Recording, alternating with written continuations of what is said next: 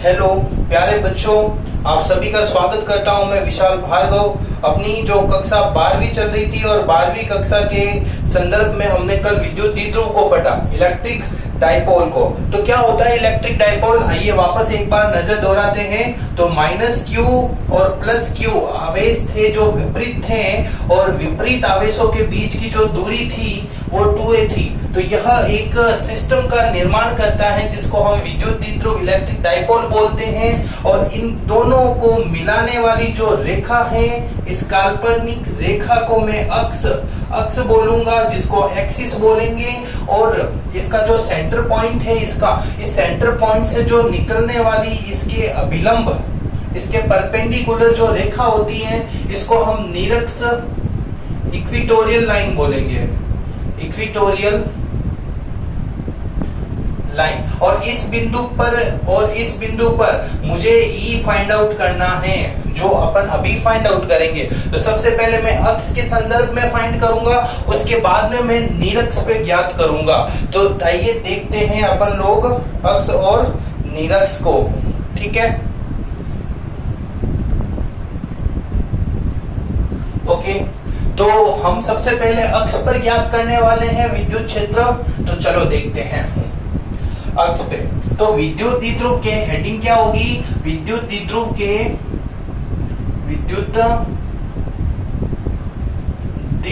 के अक्ष पर विद्युत क्षेत्र की तीव्रता, इंग्लिश में क्या बोलेंगे इसको? Intensity of electric field eight axis of electric dipole. Board का ये फेवरेट क्वेश्चन है, ये इलेक्ट्रिक डाइपोल की एक्सिस, अक्ष या निरक्ष पर विद्युत क्षेत्र की तीव्रता ज्ञात करने का जो पूरा फॉर्मेट है, आपका पूरा प्रोसेस है, उसको पूछने के हिसाब से ये 2 या 3 नंबर का सीधा क्वेश्चन बन जाता है। तो थोड़ा ध्यान से समझना, बहुत ही सिंपल है। अगर आप ये चीज समझते हो तो यहाँ इसी से रिलेटेड आपके सिलेबस में 2 अन्य और चीज आएगी। तो आप ध्यान से इस चीज को समझिए।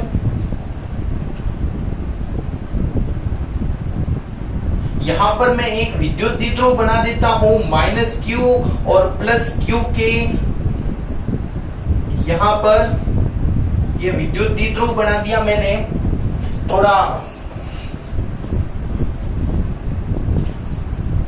साफ सुथरा लिखता हूं।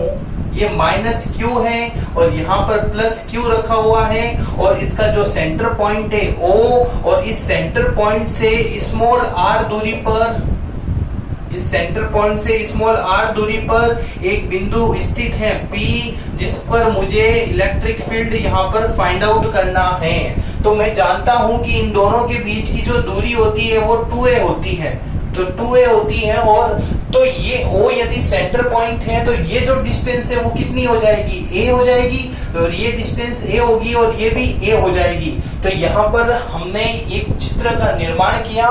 तो यहाँ देख सकते हैं इलेक्ट्रिक फील्ड P बिंदु पर ज्ञात करना है। वापस इसकी जो भाषा है वो क्या होगी? माना माइनस क्यू प्लस क्यू जो दूरी 2a पर स्थित है, एक विद्युत द्विध्रुव का निर्माण करते हैं जिसका केंद्र O से स्मॉल r दूरी पर बिंदु P स्थित है। उस अक्ष पर स्थित बिंदु P पर विद्युत क्षेत्र की तीव्रता ज्ञात करनी है। Suppose minus q and plus q charges are placed at a 2a distance and having a center point O. A point P is placed on axis from a distance small r from a point O point से small r distance पे point P स्थित है।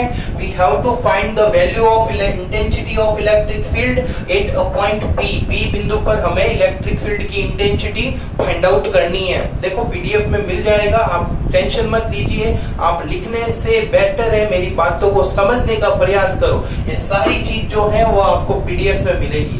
तो चलो अब हम बात करते हैं यहाँ पर यहाँ पर हम बात करेंगे कि भैया हमें इलेक्ट्रिक फील्ड ज्ञात तो कर लेंगे, कोई समस्या नहीं है, लेकिन कैसे ज्ञात करें? तो मैं कहूंगा यहाँ इस बिंदु पर इलेक्ट्रिक फील्ड ज्ञात करना है, तो इस बिंदु पर हमें पर्टिकुलर देखना है कि कौन कौन से आवेश का प्रभाव पड़ रहा है। तो यहाँ दो आवेशों का प्रभाव पड़ रहा है, एक तो माइनस क्यू आवेश का और एक प्लस क्यू आवेश का। तो चलिए माइनस क्यू आवेश का अगर मैं प्रभाव देखूं तो इस माइनस क्यू से ये पी बिंदु जो है वो कितना दूर है, तो यहाँ पर देखेंगे ये जो दूरी है तो ये तो आर है और ये जो है स्मॉल ए है, क्योंकि ये पूरी 2a है तो 2a की आधी a हो गई, तो ये जो पूरी डिस्टेंस है वो r प्लस a हो जाएगी।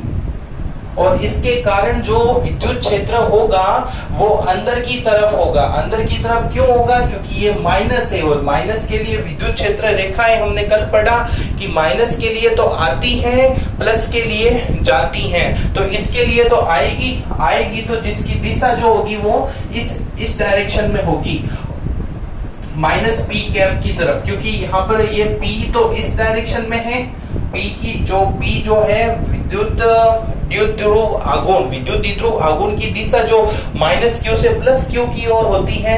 इलेक्ट्रिक डायपोल की जो डायरेक्शन होती है मोमेंट की वो माइनस से प्लस होती है, लेकिन इसके लिए माइनस क्यू के कारण जो विद्युत क्षेत्र होगा उसकी दिशा अंदर की तरफ होगी, मतलब माइनस पी कैप होगी, उल्टी होगी। और यहाँ प्लस क्यू के कारण देखेंगे तो इसकी जो दूरी होती है वो पूरी आर है, ये ए है, तो ये ए जो है वो माइनस हो जाएगी, तो आर माइनस ए हो जाएगी इसकी पी बिंदु से दूरी। और हम देखेंगे यहाँ पर पी बिंदु से दूरी, और प्लस क्यू के कारण जो इसमें दिशा होगी वो बाहर की तरफ होगी, बाहर की तरफ मतलब यह पी कैप के समकक्षी होगी। तो चलो कुछ बातें करते हैं। तो माइनस क्यू के कारण बिंदु पी पर विद्युत क्षेत्र की तीव्रता, intensity of electric field at a point P due to minus Q charge. तो माइनस क्यू के कारण तो यहाँ पर नाम दे दिया मैंने E1। तो E1 का फॉर्मूला क्या हो जाएगा? ये E1 का फॉर्मूला होगा K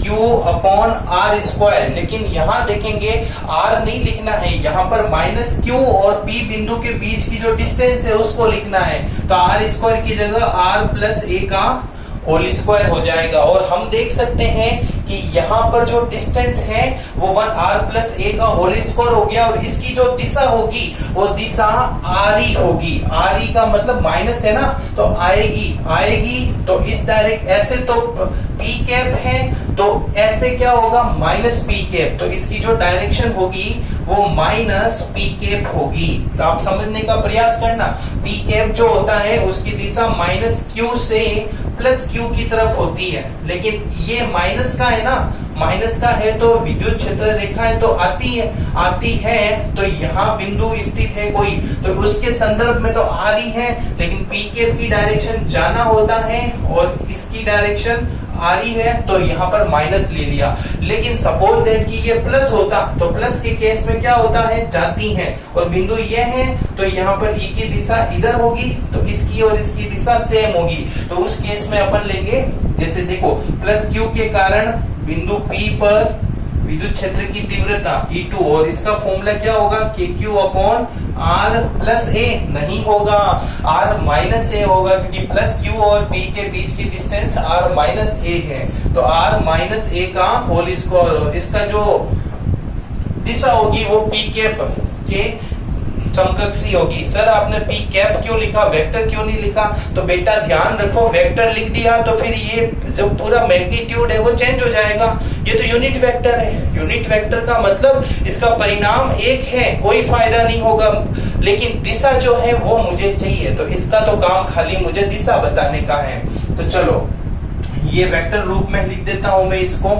तो अब हम परिणामी विद्युत क्षेत्र देखेंगे। तो परिणामी रिजल्टेंट इलेक्ट्रिक फील्ड, विद्युत क्षेत्र की तीव्रता, इंटेंसिटी ऑफ इलेक्ट्रिक फील्ड।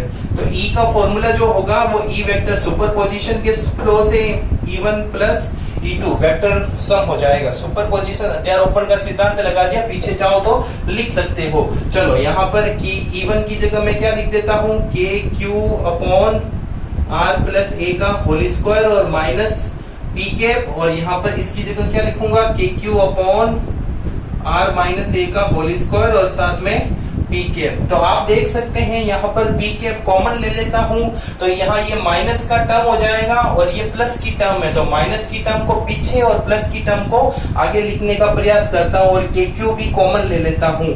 तो के क्यू मैंने इधर कॉमन ले लिया और पी कैप मैंने पीछे कॉमन ले लिया, तो बचा क्या यहाँ पर, ये माइनस का बचा, तो ये माइनस का बचा तो इसलिए मैंने इसको यहाँ लिख दिया।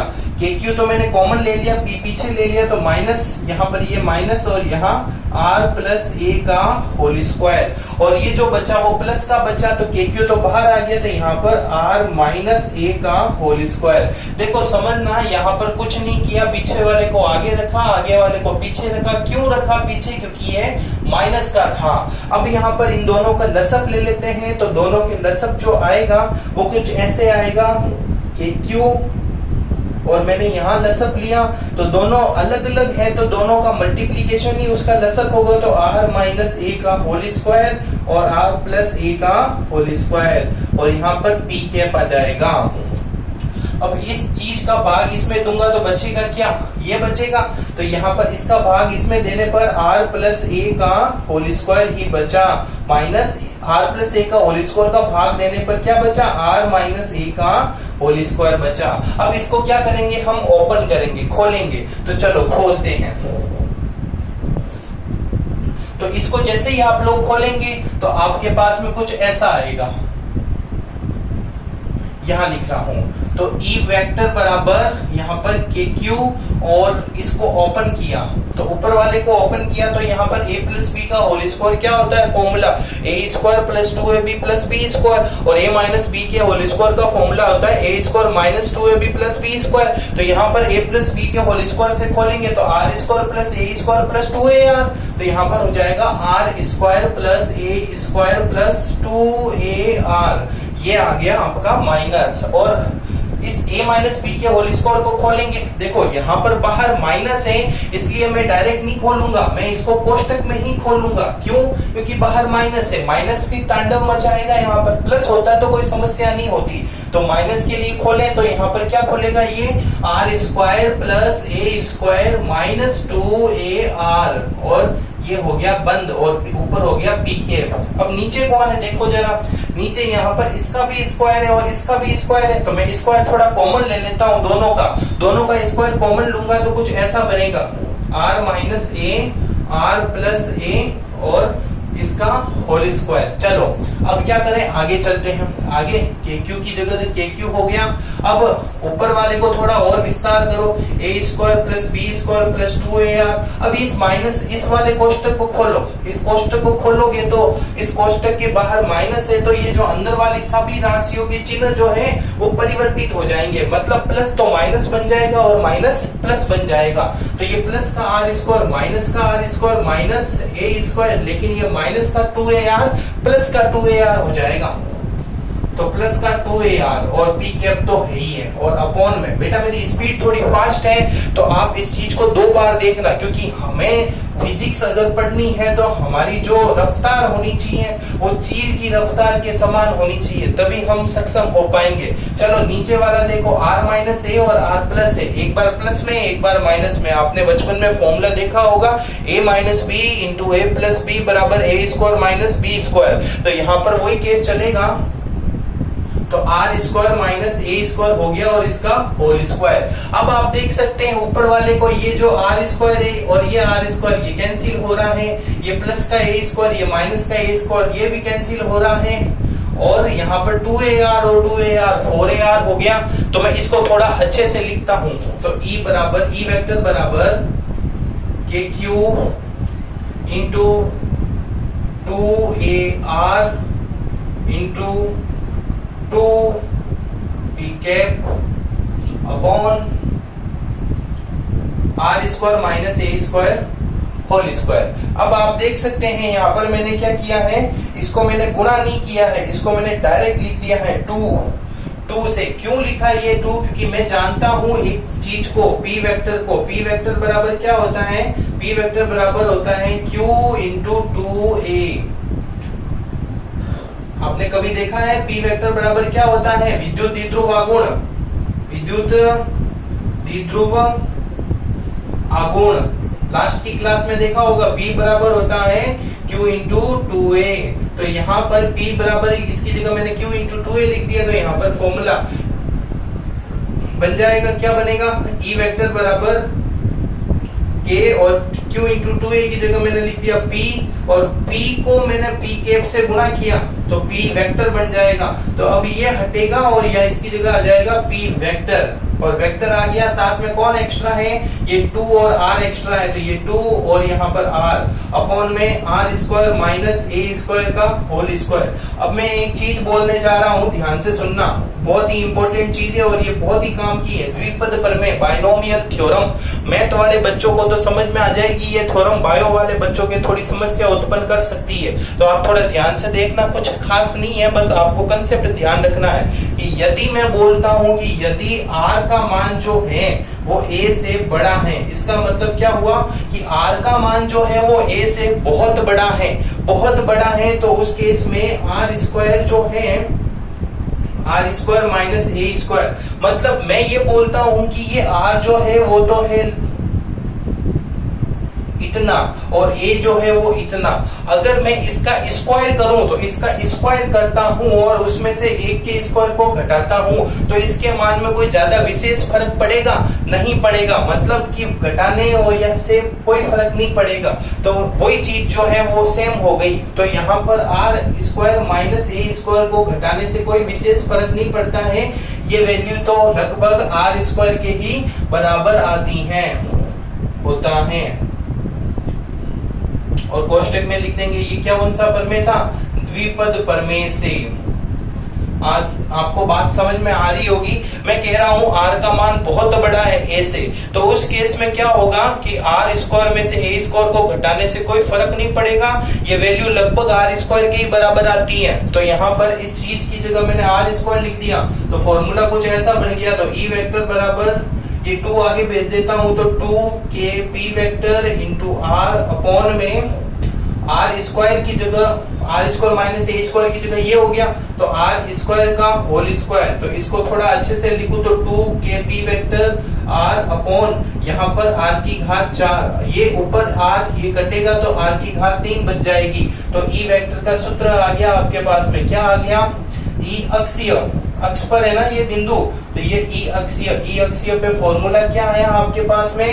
2K P vector upon R cube, ये हो गया। तो विद्युत द्विध्रुव के अक्ष पर हमने विद्युत क्षेत्र की जो तीव्रता है उसका सूत्र फाइंड आउट कर लिया। आप स्क्रीनशॉट ले सकते हैं। जहां पर K का मान जो होगा वो क्या होगा? K का मान जो होगा वो होगा 1/4 पाई एप्सिलॉन नॉट। मेरा क्वेश्चन ये है, E अक्षीय मतलब अक्ष पर E का जो मान होता है उसकी दिशा किधर होगी? उसकी दिशा P वेक्टर के समान ही होगी। P वेक्टर की दिशा किधर होती है? माइनस Q से प्लस Q की ओर, इसीलिए इसकी भी दिशा माइनस Q से प्लस Q की ओर ही होगी। तो ये हो गया आपके अक्ष का। ओके, अब हम बात करने वाले हैं दूसरा जो है वो निरक्ष पर, इक्वेटोरियल लाइन पर हमें फाइंड आउट करना है इंटेंसिटी को। तो चलो फाइंड आउट करते हैं। तो उसमें थोड़ा सा कंसेप्ट हल्का सा टफ हो सकता है आपके लिए, बट मैं आपके पास में हूं तो कुछ टफ नहीं होगा।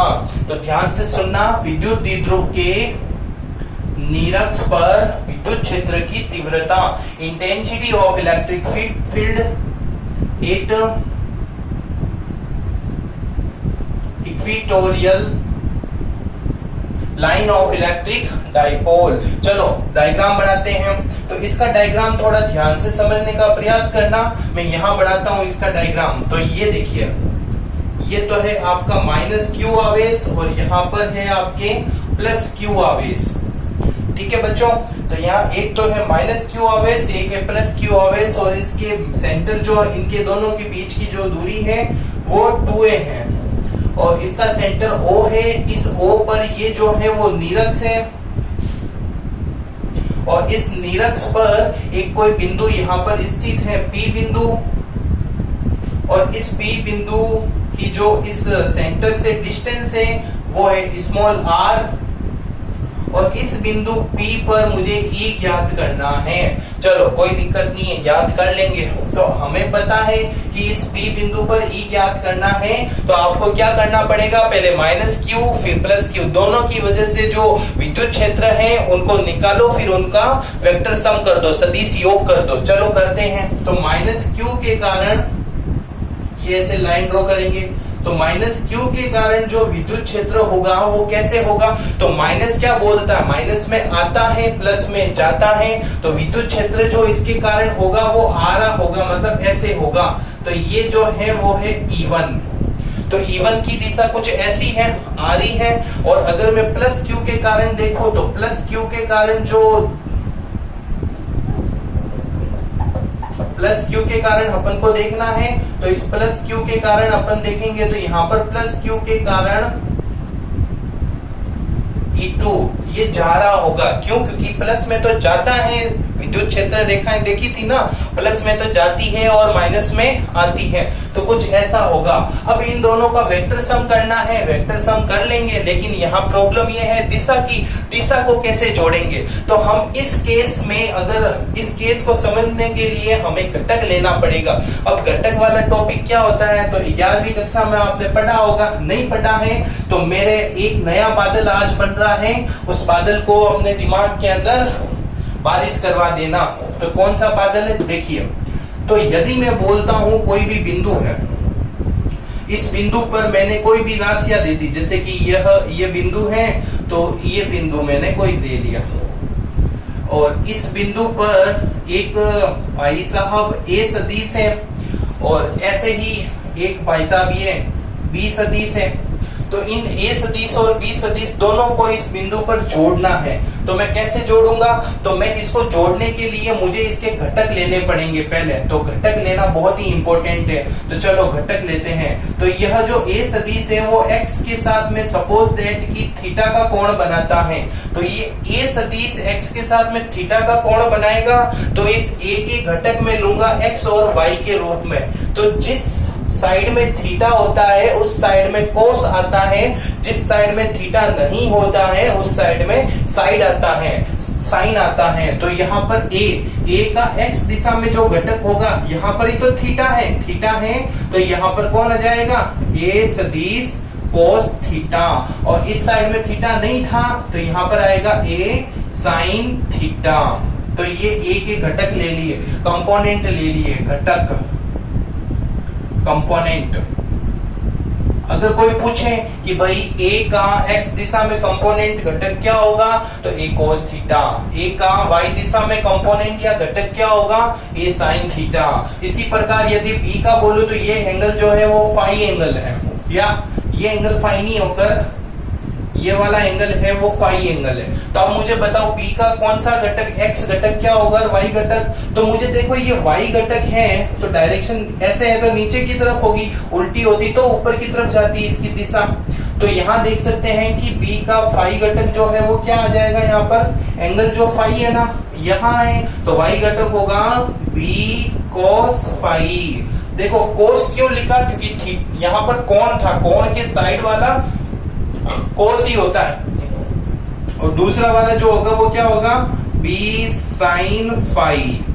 तो ये होता है घटक लेना। तो अब हम बाद में क्या करते हैं, कैसे जोड़ेंगे, तो ऐसे जोड़ेंगे। पहले देखेंगे x दिशा में, तो x दिशा में अपन देखेंगे तो कौन कौन है भैया, a cos थीटा और b sin थीटा। तो a cos theta plus b sin theta हो जाएगा x दिशा में, क्योंकि सेम डायरेक्शन है तो जुड़ गए।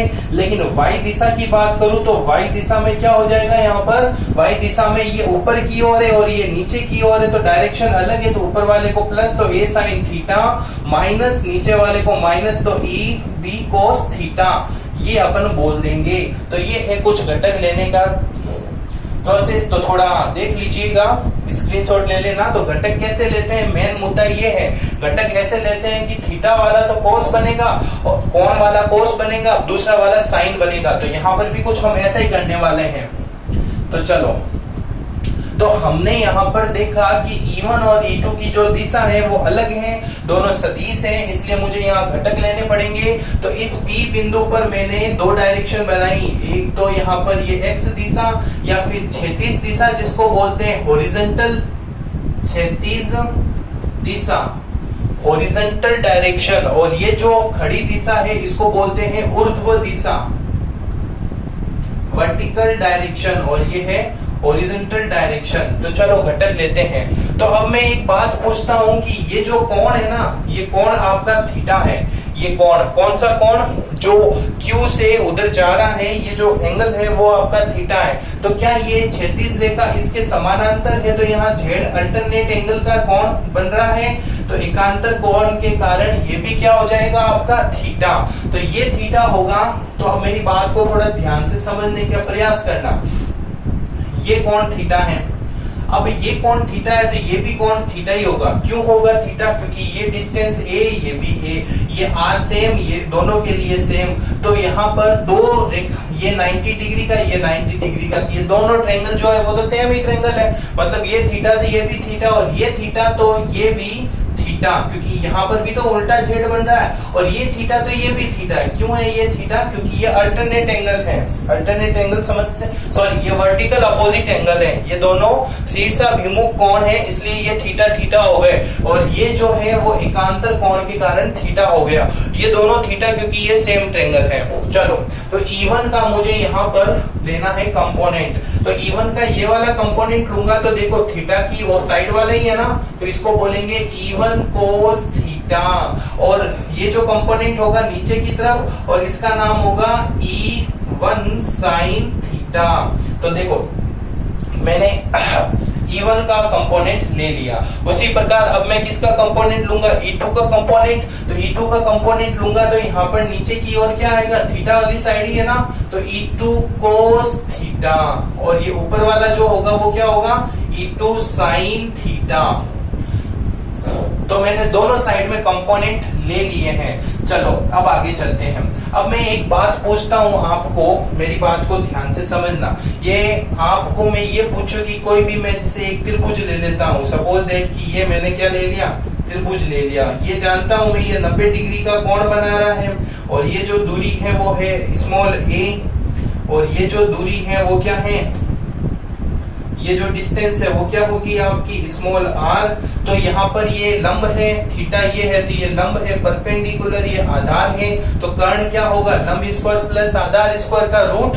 तो यहाँ पर किसका रूट हो जाएगा? इसका, और इसका जो है वो रूट हो जाएगा।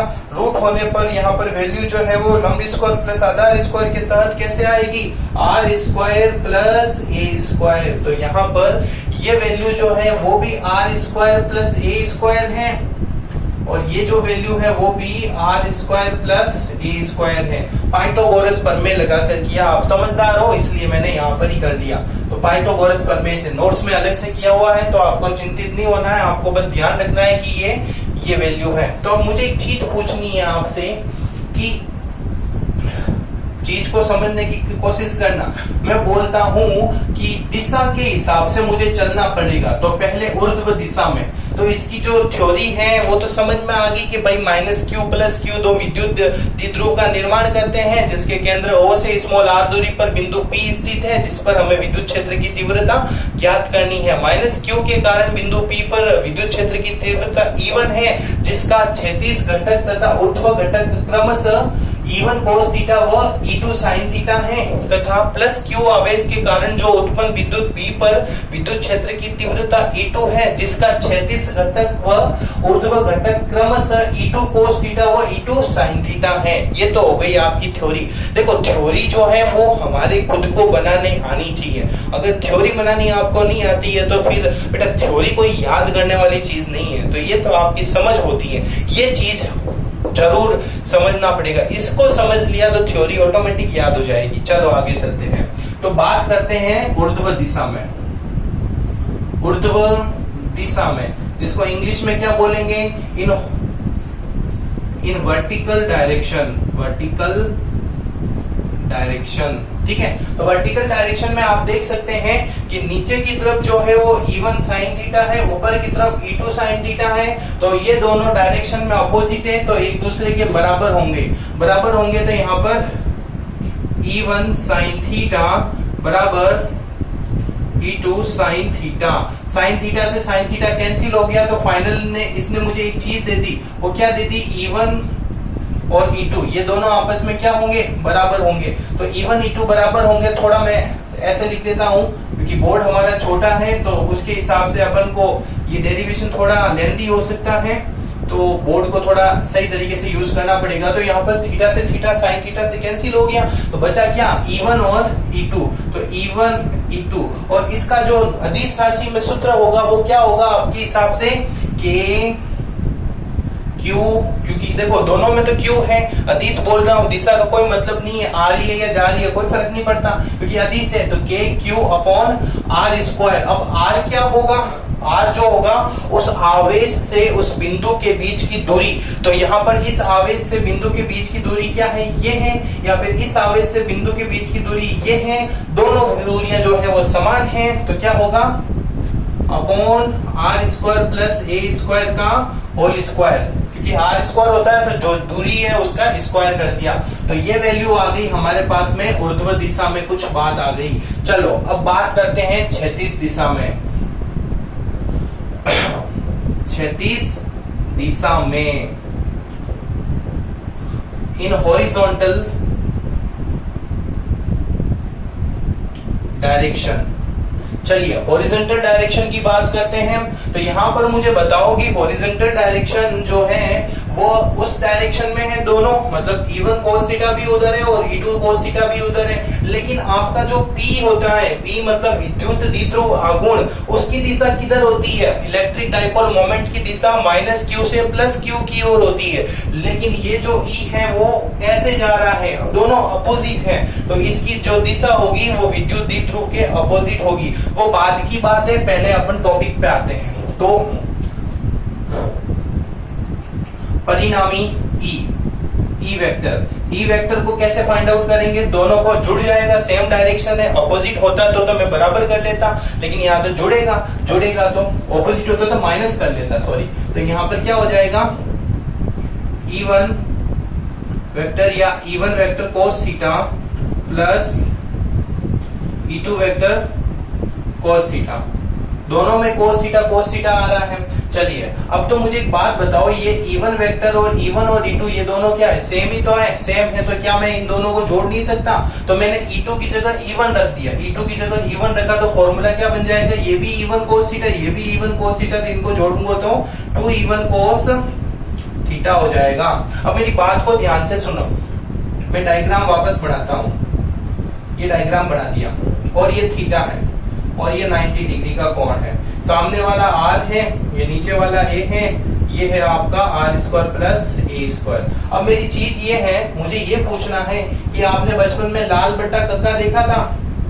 लाल बट्टा कक्का, या फिर इसको बोल सकते हैं पंडित बद्री प्रसाद हर हर भोले।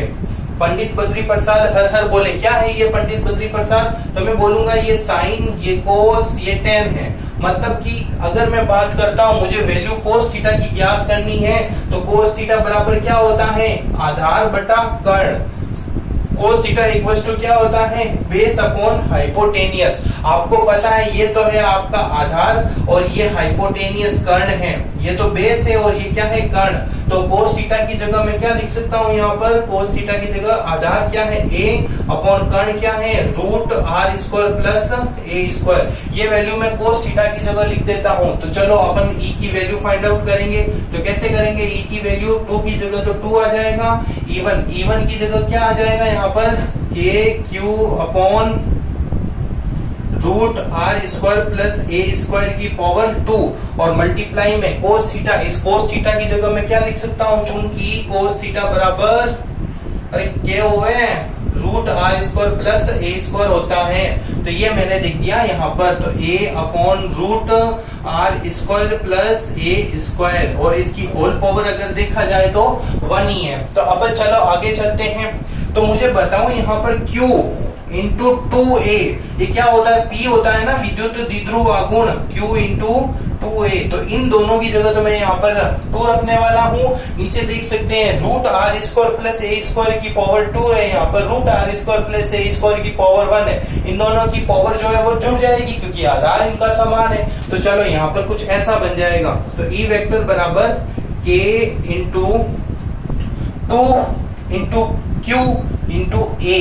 यहाँ पर a जो है वो सदिश है ना, तो यहाँ पर इसकी जगह मैं p वेक्टर लिख देता हूं। तो यहाँ पर लिख दिया मैंने p वेक्टर, तो k इंटू p वेक्टर और होल अपॉन में क्या बन जाएगा आपका root R square plus A square की पावर 3 कैसे हो गया, ये 2 और 1 को ऐड किया। अब मुझे एक और बात बताओ, यहाँ पर क्या मैं इसको ऐसे लिखना उचित नहीं है कि यहाँ आर स्क्वायर है, R square plus A square की पावर 1/2 है, 1/2 या रूट, बात तो एक ही है ना, और उसका होल पावर जो है वो 3 है। तो होल पावर 3 है तो क्या मैं 1/2 को 3 से मल्टीप्लाई करूंगा, तो कुछ मैंने इसको ऐसे लिख दिया। तो कैपी vector upon R square plus A square की पावर 3/2 लिख दिया। अब वापस वही बात करने वाला हूं, कौन सी बात, द्विपद प्रमेय वाली। यदि क्या बोलूंगा, यदि r का मान a से बहुत बड़ा है तो R square plus A square का जो मान होएगा वो लगभग आर स्क्वायर होता है। ए स्क्वायर को भगा दिया, ए स्क्वायर को भगा दिया तो बचा क्या है, यहाँ पर बचा कुछ ऐसा, ई वेक्टर बराबर कैपी वेक्टर अपॉन, अब R square plus A square की जगह मैं खाली आर स्क्वायर लिख देता हूं, तो ये पे आर स्क्वायर और होल पावर जो हो गई वो 3/2। देखो मैंने वापस बोला पावर की पावर होती है तो वो पावर गुणा हो जाती है, गुणा होगा तो इसको अगर मैं सपोज दैट की गुणा भी कर लूं तो कुछ ऐसा बनेगा, ये आर स्क्वायर इंटू 3/2, 2 से 2 कैंसिल हो जाएगा तो वैल्यू बनेगी केपी वेक्टर बराबर आर क्यूब। तो यहाँ पर ये ई निरक्ष, ये क्या है आपका ई निरक्ष है, और ई निरक्ष के लिए हमारे पास में फॉर्मूला क्या आया है, केपी वेक्टर r/2। तो आप देख सकते हैं यहाँ पर ये केपी वेक्टर r/2 आया है, और आपने ई अक्ष पर देखा था तो उसमें formula 2 K P vector upon R cube आया था, और यहाँ पर फॉर्मूला आ रहा है ई अक्ष पर, ई निरक्ष पर केपी वेक्टर आर क्यूब, और जिसकी दिशा जो होगी आपकी, इसकी जो दिशा होगी वो कैसे होगी, विपरीत होगी। आप यहाँ देख सकते हैं तो यहाँ पर माइनस पी कैप आएगी। मेरा मार्कर है थोड़ा, मैं भर देता हूँ इसमें स्याही। तो बच्चों यहाँ पर फॉर्मूला क्या बना था, ई वेक्टर बराबर केपी वेक्टर आर क्यूब, ये निरक्ष के लिए है। तो इसी से हम ये स्क्रीनशॉट ले लीजिए, ठीक है। और अब मैं इसकी जो दिशा होती है वो माइनस पी की तरफ होती है। अब मैं बता देता हूँ अक्ष और निरक्ष दोनों की कुछ बातें। अक्ष और निरक्ष के संबंध में मैं कुछ बात बताता हूँ, जैसे 2 बातें बताता हूँ। पहली तो दिशा से रिगार्डिंग, दूसरा फॉर्मूले से या मैग्नीट्यूड से रिगार्डिंग। तो अक्ष के केस में जो सूत्र आया था वो ई अक्ष बराबर आया था 2kp vector upon R cube, और निरक्ष के केस में, इक्विटोरियल के केस में फॉर्मूला आया था K P vector upon R cube. तो एक में चीज यहाँ इन दोनों से एक चीज मैं बोल सकता हूँ, कौन सी चीज, कि ई अक्ष जो होता है वो 2 इंटू ई निरक्ष होता है। कब, जब बिंदु जो है वो केंद्र से समान दूरी पर स्थित हो। समान दूरी मतलब स्मॉल आर पे स्थित होता है, उस केस में ई अक्ष का मान ई निरक्ष के डबल हो जाता है। दूसरी बात यदि मैं बोलूं, ये तो पहली बात है, दूसरी बात बोलूं तो ई अक्ष के केस में इसकी दिशा पी सदिश के समान ही होती है, पी सदिश की जो दिशा होती है उसके समान होती है, लेकिन इस केस में पी सदिश के विपरीत होती है, उल्टी होती है। चलो, तो ये अक्ष और निरक्ष दोनों हो गया। और अब ये छोटा सा टॉपिक है जो लास्ट है, वो है एक समान विद्युत क्षेत्रों में द्विध्रुव पर लगने वाला बल आघूर्ण। 5 मिनट का टॉपिक है, उसके बाद में आपका ये चैप्टर खत्म हो जाएगा। तो देखते हैं, एक समान विद्युत क्षेत्र में विद्युत द्विध्रुव पर लगने वाला बलाघूर्ण बलागुण को टॉर्क बोलते हैं। Torque is applied on electric dipole in a uniform electric field. चलिए देखते हैं क्या होता है।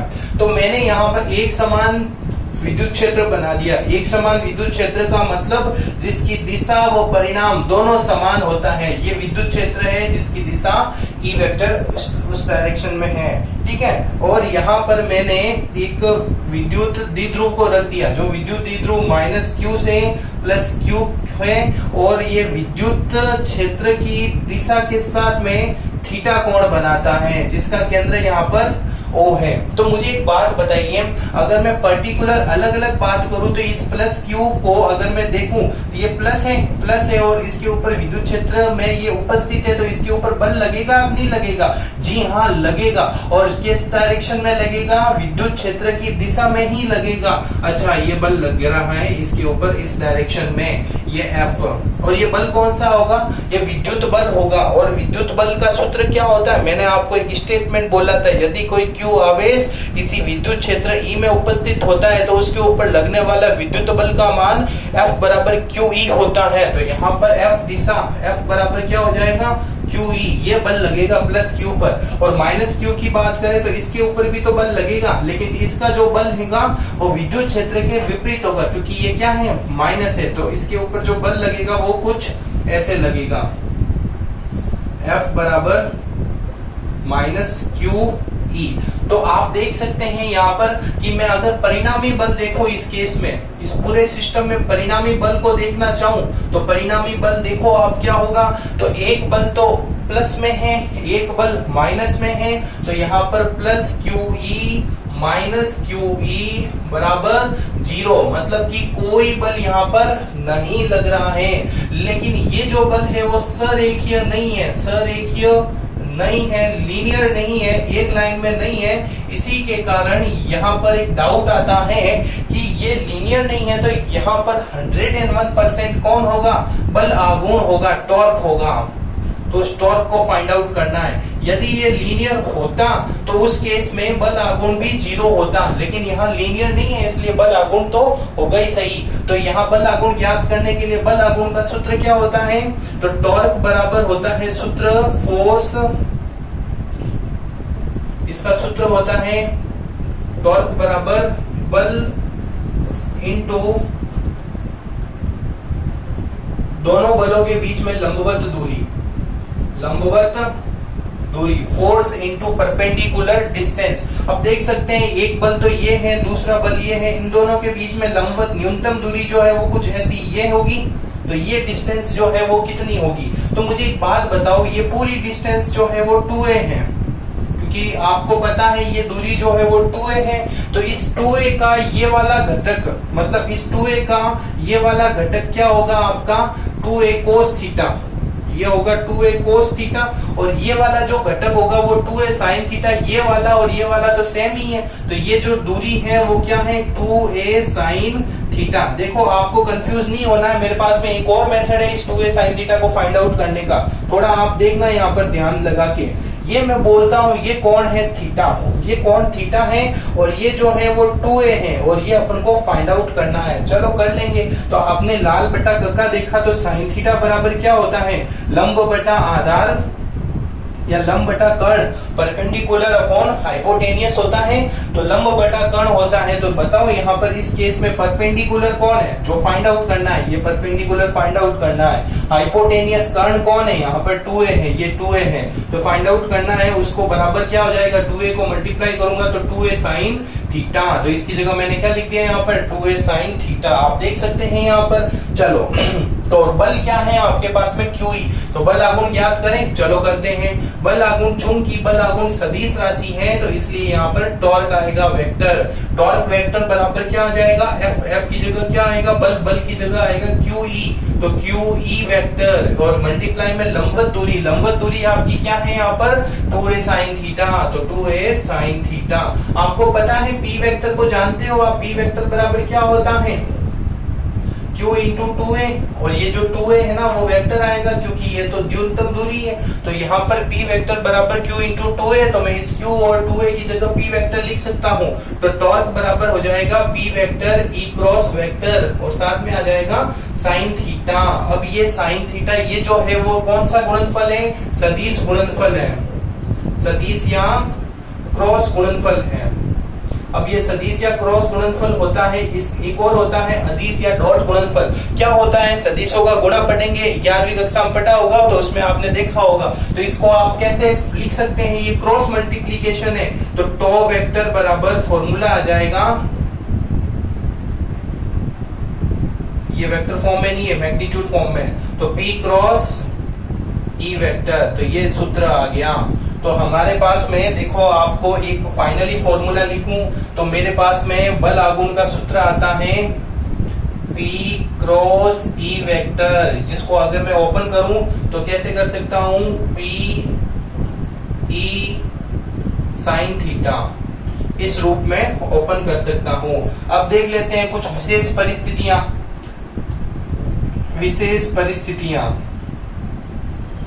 स्पेशल केस, स्पेशल केस 3 देखेंगे अपन। कितने देखेंगे? 3। यदि थीटा का मान 0 डिग्री है, यदि थीटा का मान 90 डिग्री है, और यदि थीटा का मान 180 डिग्री है। तो देखो, यदि थीटा का मान 0 डिग्री है तो उस केस में यहाँ पर टॉ बराबर क्या हो जाएगा? 0 होगा। क्यों होगा? क्योंकि साइन थीटा मतलब थीटा का मान 0 रखूंगा तो साइन 0 का मान कितना होता है? 0 होता है। तो ये टॉ बराबर 0 मतलब स्थायी अवस्था में है, स्थायी संतुलन की अवस्था में होगा। लेकिन यदि मैं थीटा बराबर 90 रखता हूं तो साइन 90 का मान 1 होता है। इसको 1 से गुणा करूंगा तो टॉ वेक्टर बराबर आ जाएगा PE, मतलब यह अस्थायी है। अस्थायी मतलब जब इस द्विध्रुव को मैं ऐसे खड़ा लंबवत रखता हूं तो उस केस में इसके ऊपर बल आघूर्ण इतना लगेगा, अधिकतम लगेगा, और यदि मैं ऐसे रखता हूं तो न्यूनतम लगता है और स्थायी। और कोस 180 का मान, साइन कोस 180 का मान भी 0 होता है, तो टॉ का बराबर 0 होगा। लेकिन ये भी अस्थायी की कंडीशन में ही होगा। तो यहाँ पर 3 कंडीशन है। तो ये हो गया आपका बल आघूर्ण। Thank you very much. मैं आप सभी का धन्यवाद करता हूं कि आपने एकाग्रता के साथ में मेरी कक्षा को देखा, मुझे प्यार दिया और मेरा सपोर्ट किया। धन्यवाद।